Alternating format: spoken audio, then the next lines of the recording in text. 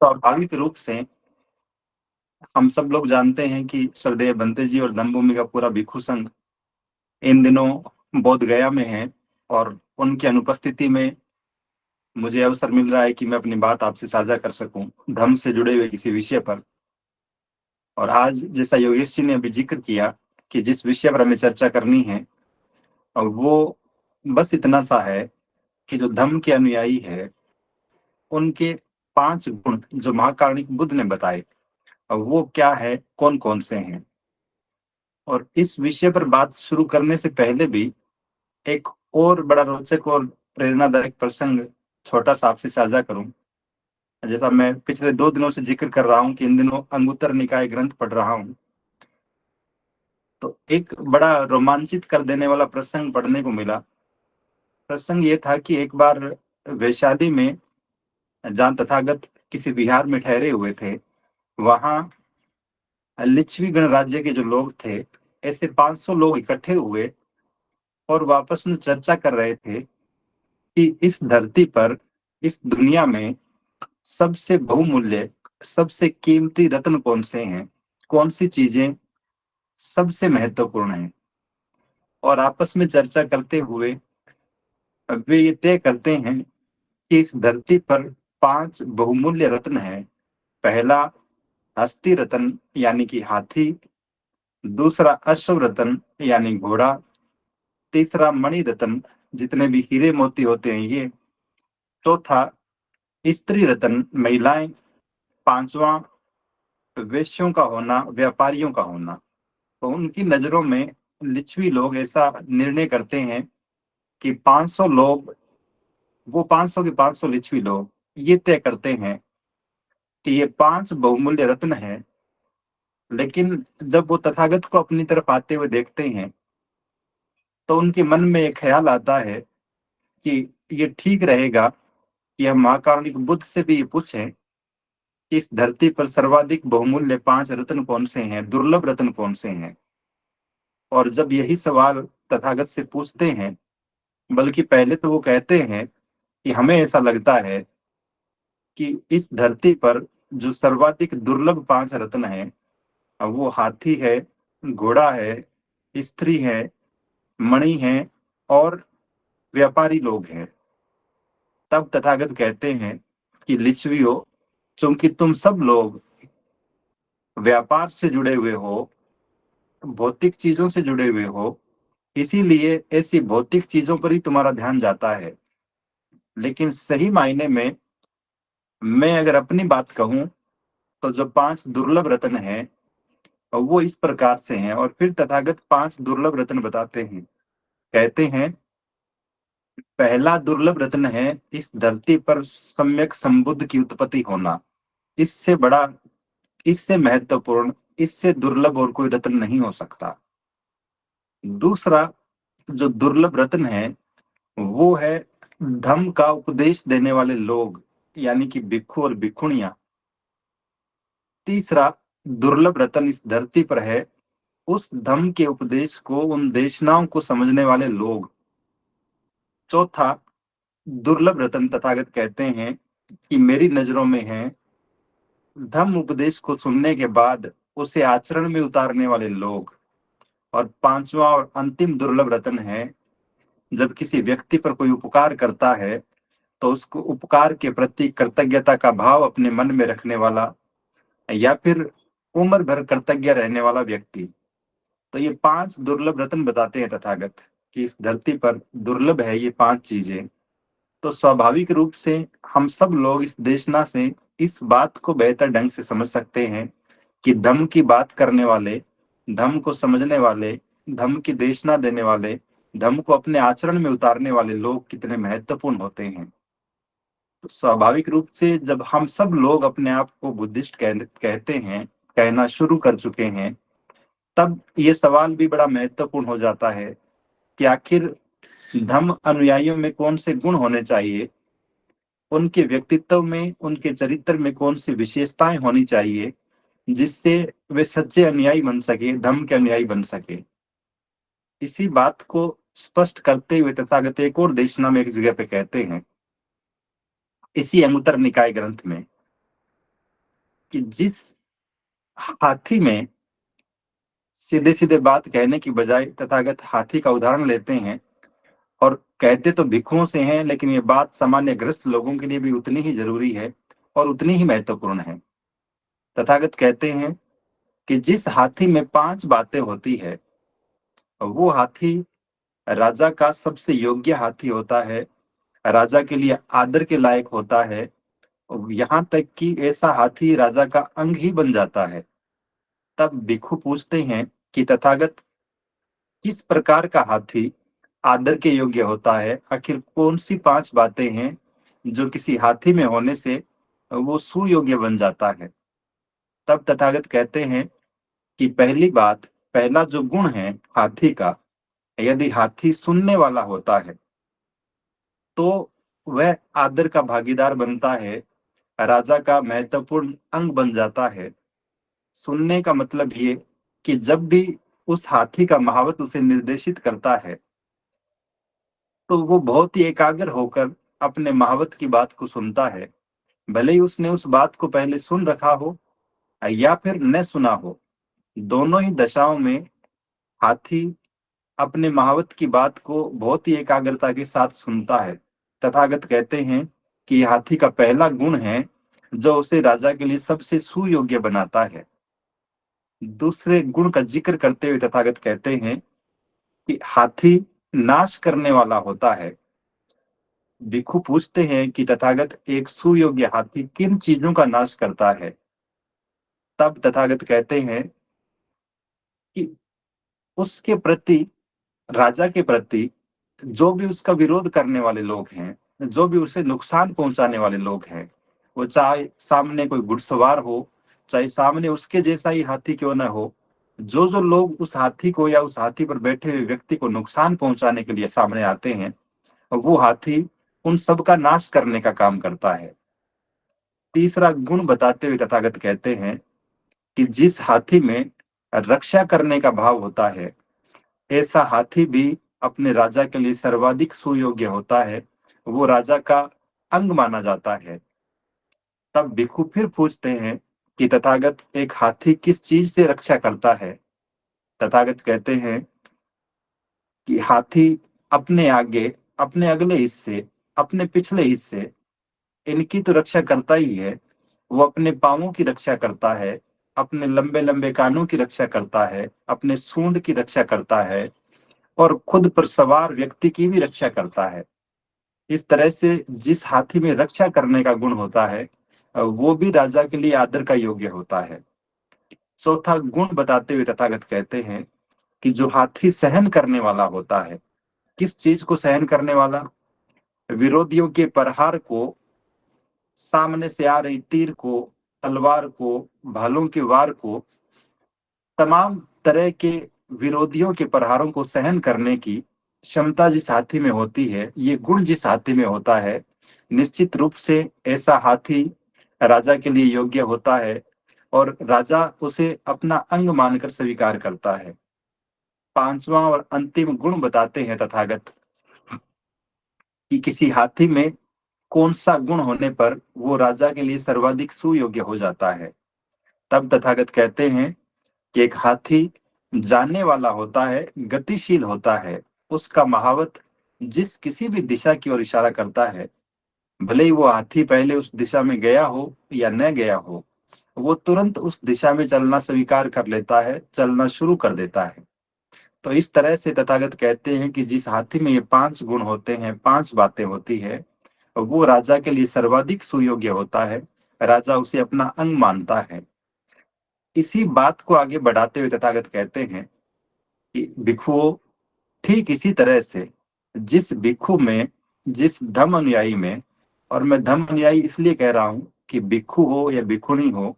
वे भी धर्म का अनुसरण करते हैं, और हम सामान्य उपासक हो कि उपासिकाएं हो, हम भी धर्म की ही बातों का अनुसरण करते हैं। तो मैं इन चारों समूहों को ही धर्म अनुयायी की श्रेणी में रखते अपनी बात कह रहा हूं कि भिक्षुओं को, जिन भिक्षुओं में ये 5 बातें होती है, ये 5 गुण होते हैं, आज का हमारा जो विषय भी है धर्म अनुयायियों के गुण, 5 गुण, कौन से 5 गुण? तब तथागत बात करते हैं कि पहला महत्वपूर्ण गुण है कि वह सुनने वाला होता है। किस चीज को सुनने वाला?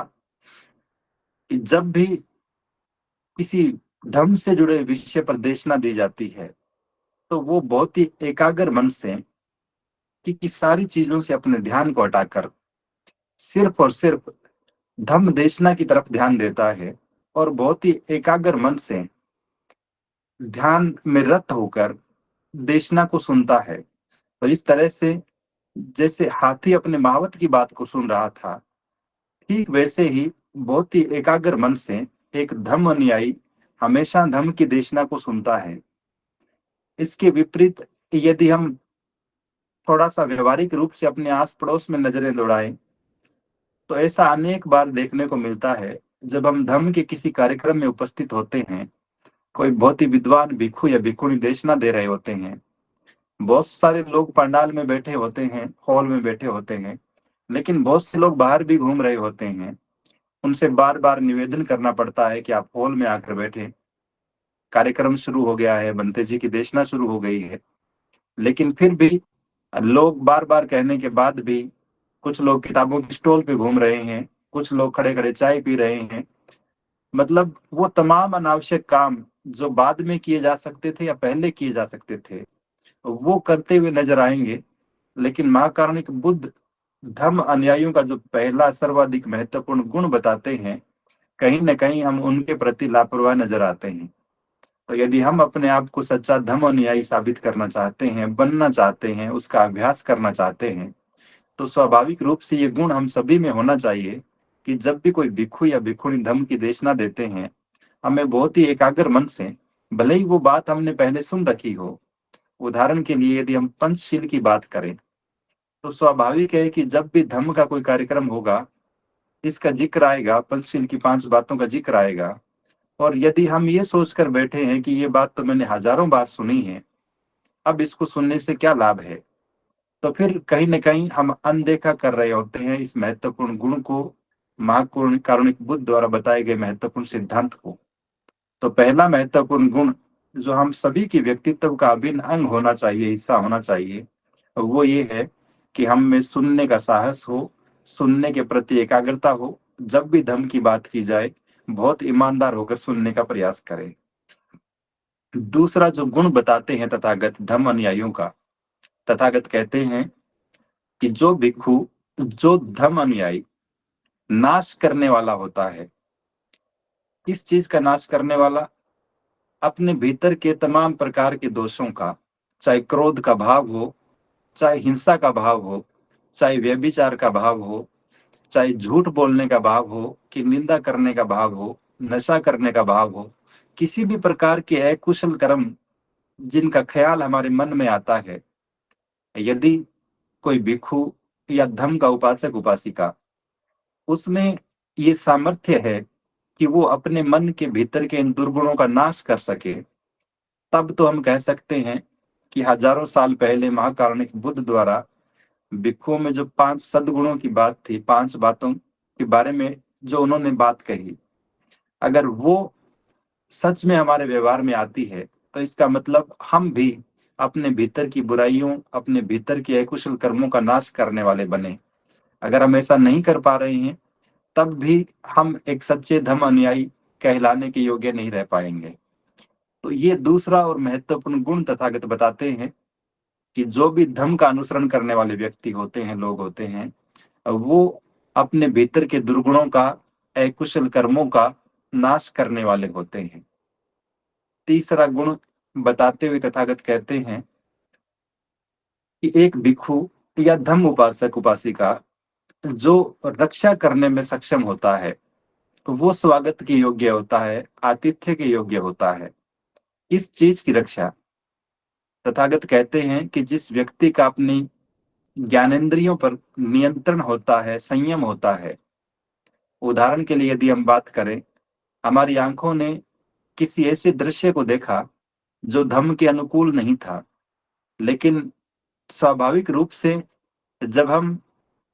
आंखें देख तो सकती है, लेकिन आपका मन भी आंखों में देखे गए सीन के हिसाब से व्यवहार करने लगे, तो इसका मतलब हमारे मन में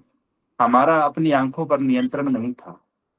ठीक इसी तरह से हमारे कानों ने कोई बात सुनी, हमारे कानों में कोई बात पड़ी और हमारा मन उससे विचलित हो गया। हम रक्षा नहीं कर पाए अपने आप की, अपने मन की उस बात से। तब भी हमें ठेस पहुंचनी है, हमें नुकसान पहुंचना है। अगर हमारी जीभ ने किसी चीज के स्वाद को चखा, किसी वस्तु के स्वाद को चखा और हमारा मन नियंत्रण से बाहर हो गया, तब भी हम अच्छे अनुयायी होने का लाभ खो देते हैं। ठीक इसी तरह से हमारी त्वचा ने किसी चीज को स्पर्श किया, महसूस किया और फिर हमारा मन नियंत्रण से बाहर हो गया, तब भी तो तथागत कहते हैं कि जो भिक्षु या भिक्षुणी, जो उपासक या उपासिका अपनी ज्ञानेंद्रियों पर संयम रखते हुए अपने मन की रक्षा करने में सक्षम होता है, निश्चित रूप से वही धम्म का सच्चा अनुयायी कहलाता है। चौथा गुण बताते हुए तथागत कहते हैं, जैसे हाथी के बारे में बात कही कि जिस भिक्षु या भिक्षुणी में सहन करने की सामर्थ्य होती है, जो सहन कर सकता है चीजों को, वही सच्चा अनुयायी कहलाने का अधिकारी है। किन चीजों को सहन कर सकता है? कि सर्दी हो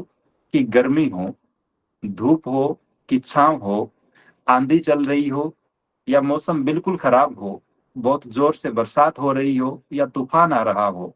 मच्छर काट रहे हो कि सांपों के बीच भरे जंगल में जाना पड़े, गुजरना पड़े।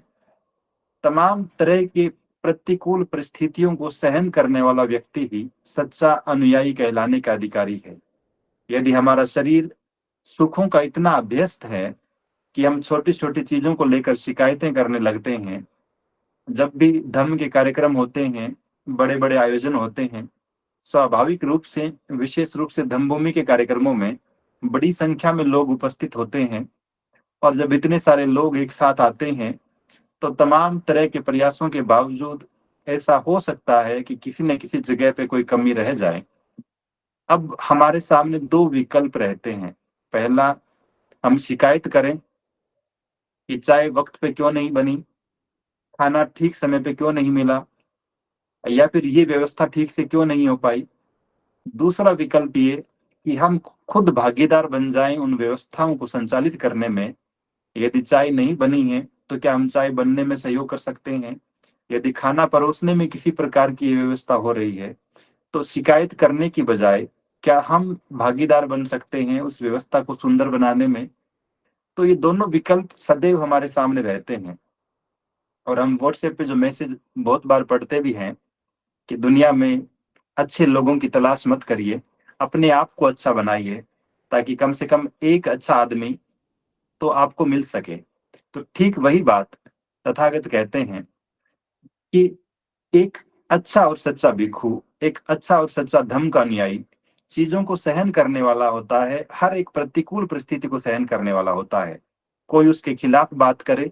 कोई उसे गालियां दे, कोई उसे कटु वचन बोले, कि उसकी प्रशंसा करे, हर एक परिस्थिति में वो अपने आप को तैयार रखता है उन चीजों को सहन करने के प्रति। और यहाँ भी हम धम्म को मानने वाले लोगों का स्टेमिना, या यूं कहें कि हमारा ईगो, अगर इस स्तर का हो कि हम छोटी छोटी बातों के लिए, या फिर जैसे योगेश जी कह रहे थे अभी कि हम सब लोग जितने भी संगठनों को देखते हैं, चाहे वो सामाजिक हो या धार्मिक हो, लोग छोटी छोटी बातों पे नाराज होकर संगठनों को, आंदोलनों को छोड़कर चले जाते हैं। और बात बहुत महत्वपूर्ण न भी हो, अपने ईगो की वजह से मेरी बात को सुना नहीं गया, मेरी बात को तवज्जो नहीं दी गई, उसको सम्मान क्यों मिल गया, मुझे क्यों नहीं मिला, इस तरह की छोटी छोटी बातों का बहाना बनाकर और अपने आप को दूर कर लेते हैं। और ये दूर करना ठीक भी रहता यदि ये व्यक्ति अपने घर पर जाकर अलग होकर जिस संगठन या संस्था या आंदोलन के साथ जुड़ा हुआ था उससे बेहतर काम करने लगता, तब तो ठीक था कि इन्होंने कुछ करके दिखाया है। लेकिन जो हो रहा था, जो किया जा रहा था, उसमें सहयोग की बजाय उसमें खामियां बताकर अपने ईगो या अपने अहम की तुष्टि के लिए दूरियां बना लेना और फिर भ्रामक प्रचार करना शुरू कर देना, तो इस तरह की जो बातें हैं वो एक धम्म के अनुयायी की जो सहन शक्ति होनी चाहिए उसके अनुकूल तो कतई नहीं होते हैं। तो तथागत कहते हैं, चौथा गुण बताते हैं धम्म के अनुयायियों का, कि वो सहन करने वाले होते हैं, चाहे वो भिक्षु या भिक्षुणी हो, धम्म का हर एक अनुयायी, उसमें इतना साहस, इतना धैर्य, इतनी हिम्मत होती है कि वो चीजों को सहन करने की सामर्थ्य रखता हो, वो अच्छी हो कि बुरी हो। पांचवा और अंतिम गुण बताते हैं तथागत कि वो जानने वाला होता है, गतिशील होता है। जहां कहीं भी जाने की जरूरत पड़े, जिस किसी भी दिशा में, उदाहरण के लिए यदि हम बात करें, हमें धर्म प्रचार के लिए जाने की बात करें, घर से बाहर निकलने की बात करें, तो हम सब की अपनी सीमाएं हैं जो हमने स्वतः ही निर्मित कर रखी है। ये वाला क्षेत्र मेरी पहुंच से बाहर है, यहाँ मेरे जानकार नहीं है, यहाँ ऐसा नहीं हो सकता है, यहाँ ऐसा नहीं हो सकता है, और इस तरह की बातें करके हम अक्सर नए स्थानों पर जाने से बचते रहते हैं। तो स्वाभाविक रूप से महाकारुणिक बुद्ध ने जो बात हजारों साल पहले कही कि एक अच्छे धम्म अनुयायी का एक पांचवा और महत्वपूर्ण गुण ये है कि वो गतिशील होता है। जिस किसी भी दिशा में वो पहले वहां गया हो या न गया हो, उस दिशा के बारे में उसे ज्ञान हो या न हो, वो जाने के लिए तत्पर रहता है, हमेशा गतिशील रहता है। तो दो बातें कहते हैं, एक तो धम्म प्रचार के लिए वो जिस किसी भी दिशा में उसे कहा जाए, जाने को तैयार रहता है। और इसका सबसे बड़ा उदाहरण यदि हम देखें तो प्राचीन भारत के इतिहास में हम पढ़ते हैं कि जब सम्राट अशोक महान को धम्म प्रचार के लिए किसी सुयोग्य व्यक्ति को श्रीलंका भेजने की बात आई, तब उन्होंने अपने बेटे और बेटी को, अपने पुत्र और पुत्री को, महेंद्र और संघमित्रा को वहां भेजना स्वीकार किया। और पुत्र और पुत्री ने भी बिना किसी शिकायत के उस अनजान प्रदेश में, जहां कोई जान पहचान नहीं थी, हजार तरह के जोखिम थे, उसके बाद भी उस दिशा में जाना स्वीकार किया। और न केवल जाना स्वीकार किया, बल्कि वहां जाकर जिस तरह का ऐतिहासिक अनुकरणीय काम किया कि आज भी श्रीलंका जो है वो धम्म की राह पे चल रहा है। तो स्वाभाविक रूप से ये पांच गुण हर एक धम्म अनुयायी में होने ही चाहिए। मैं शॉर्ट में फिर रिपीट करूं पांचों बातों को। पहला गुण, महाकारुणिक बुद्ध कहते हैं कि वह सुनने वाला होता है, बहुत ही एकाग्र मन से सुनने वाला होता है। जब भी धम्म की देशनाएं होती है, धम्म की चर्चाएं होती है, बहुत ही एकाग्र मन के साथ सुनता है, ध्यान लगाकर सुनता है। दूसरा गुण, अपने भीतर के जितने भी दोष हैं, चाहे क्रोध हो, हिंसा हो, व्यभिचार का भाव हो, किसी भी प्रकार का अकुशल कर्म करने का विचार, वो इन सब का नाश करने वाला होता है, इनको नष्ट करने वाला होता है। तीसरा, वो अपने मन की रक्षा करने वाला होता है। उसकी आंखें, उसकी जीभ, उसके कान, उसकी किसी भी प्रकार की ज्ञानेंद्रिया जिस किसी भी आकर्षण को देखें, जिस किसी भी वस्तु या व्यक्ति को देखें, वो अंततः अपने मन की रक्षा कर लेता है उन तमाम प्रकार के आकर्षणों से, और अपने आप को सदैव बचा कर रखता है। चौथा गुण कि वो सहन करने वाला होता है। अब मौसम प्रतिकूल हो, लोगों की बातें प्रतिकूल हो, किसी भी विपरीत परिस्थिति को सहन करने का सामर्थ्य उसमें होता है, यदि वो धर्म का सच्चा अनुयायी है। पांचवा और अंतिम गुण तथागत कहते हैं कि वो गतिशील होता है। धर्म के प्रचार प्रसार के लिए जिस किसी भी दिशा में जाना पड़े, वो जाने को तत्पर रहता है। और भिक्षुओं के लिए तो यहाँ तक कहते हैं तथागत कि वो निब्बाण के मार्ग पर जाने के लिए भी गतिशील रहते हैं। तो उनके सिर्फ दो ही लक्ष्य हैं, दो ही मार्ग हैं, या तो धम्म प्रचार के लिए घर से निकलना है, बिहार से निकलना है, और या फिर निब्बाण के पथ पर चलने के लिए यात्रा करनी है, वो चाहे मानसिक यात्रा हो। इस तरह से इन पांचों गुणों का निरंतर निरंतर अभ्यास करते हुए धम्म का अनुयायी अपने आप को श्रेष्ठ बनाने का प्रयास करता है, अपने आप को धम्म में पारंगत बनाने का प्रयास करता है। और आज के दौर में भी यदि हम देखें तो स्वाभाविक रूप से श्रद्धेय बंते जी धम्मभूमि के माध्यम से जो अच्छा और सच्चा बौद्ध बनने की बात करते हैं, अगर ये पांच गुण हम सब के व्यवहार में आ जाए, ये हमारे आचरण में आ जाए, तो निश्चित रूप से हम भी अपने आप को सच्चा धम्म अनुयायी कहने में सक्षम हो पाएंगे, बहुत ही गर्व के साथ कह पाएंगे। इसके विपरीत दशा होने पर कि न तो हमारी सुनने की सामर्थ्य है धम्म की देशनाओं के बारे में भी, और मैं व्यक्तिगत अनुभव साझा करूं इस मामले में आपसे, मैंने ऐसे अनेक दोस्तों को देखा है जो धम्म के साहित्य का अध्ययन नहीं करते हैं, लेकिन जब कोई भिक्षु देशना दे रहे होते हैं तो सुनने को भी तैयार नहीं होते हैं। तो हम पढ़ते भी नहीं हैं, हम भिक्षुओं की बातें सुनते भी नहीं हैं। फिर धम्म किस तरह से, धम्म के बारे में हमारी समझ विकसित होगी, धम्म किस तरह से हमारे आचरण में आएगा, क्योंकि जब तक हम सुनेंगे नहीं, पढ़ेंगे नहीं, तब तक समझ में आने से रहा, और जब तक समझ में नहीं आएगा, आचरण में भी नहीं आएगा, तो स्वाभाविक रूप से थोड़ा सा धैर्य रखने की जरूरत होती है कि हम चीजों को सुन पाए, चीजों को समझ पाए, चीजों को अपने आचरण में उतार पाए। तो ये 5 बातें निश्चित रूप से आज भी हम सबका मार्गदर्शन करती है, और श्रद्धेय बंते जी के प्रयासों से पिछले लगभग 2 दशक में देश भर में, खासकर उत्तरी भारत की हम बात करें, धम्म के प्रचार प्रसार का जो वातावरण निर्मित हुआ है, धम्म की चर्चाएं, धम्म की देशनाएं लगातार हो रही है, तो स्वाभाविक रूप से हम सभी को भी अवसर उपलब्ध हुआ है कि हम धम्म की बातों को ठीक ढंग से सुन पाए, धम्म की बातों को अपने आचरण में उतार पाए। और ये 5 के 5 गुण जो अंगुत्तर निकाय में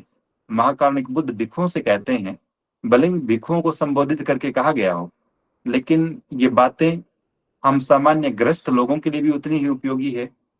और ये बात तो निर्विवादित रूप से सत्य है कि तथागत की बहुत सारी देशनाएं भिक्षुओं को संबोधित रही है, लेकिन उन देशनाओं में भी वो इतनी सार्वभौमिक है, इतनी यूनिवर्सल है, हम सभी के कल्याण की है, इतनी उपयोगी है कि यदि हम भी इन बातों को अपने आचरण में उतारते हैं तो निश्चित रूप से हमारा भी कल्याण हो जाता है, और हम भी अपने आप को धम्म के क्षेत्र में पारंगत बना लेते हैं। तो आज के विषय पर बस इतनी सी बात थी जो आपसे साझा करी। आप सब ने ध्यानपूर्वक सुना, बहुत बहुत साधुवाद। श्रद्धेय बंते जी को सादर वंदनामि। आप सभी को नमो बुद्धाय।